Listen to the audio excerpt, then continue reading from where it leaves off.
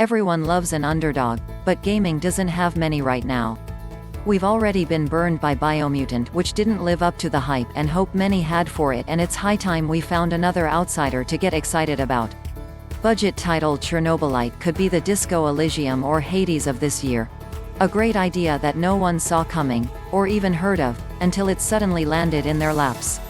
Chernobylite isn't the only first-person survival game being released this year. It's not even the only Chernobyl-themed first-person survival game being released this year.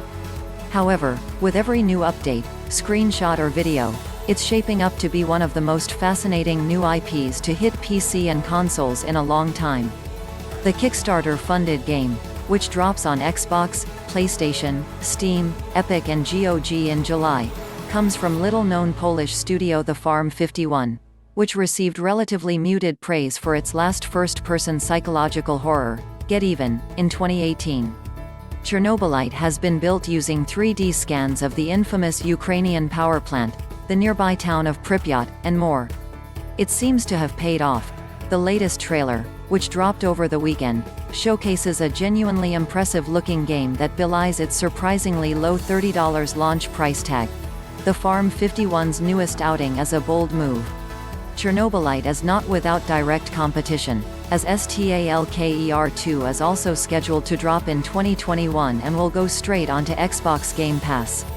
While its own, reserved 2020 trailer shares a couple of motifs of its underdog competitor, especially the instantly recognizable Duga radar GSC Game World sequel is still very much under wraps. Even its Xbox-endorsed gameplay trailer demonstrated next to nothing. Unlike Stalker 2, Chernobylite isn't hiding anything. This story-driven tale puts you in the role of Igor, a former Chernobyl Power Plant employee who revisits the Exclusion Zone to investigate the disappearance of his fiancée, Tatyana, 30 years earlier. Nowadays, the zone is a ridiculously dangerous place due to strange supernatural threats caused by Chernobylite's titular mineral, born out of the aftermath of the 1986 disaster. Story is key to the way Chernobylite plays out. Indeed, its devs are touting its non-linear storyline, which changes based on decisions you make. While the jury's out on whether or not the decisions will, in real terms, affect very little like your classic Telltale game, there's a lingering promise of replayability after initial completion. Along with its narrative, Chernobylite promises a strong focus on exploration and crafting, as well as first-person combat, though it appears confrontation as a last resort, given the prevalence of stalkers and hostile military personnel. Any character in the game can die, and any mission can be failed, meaning the stakes are even higher.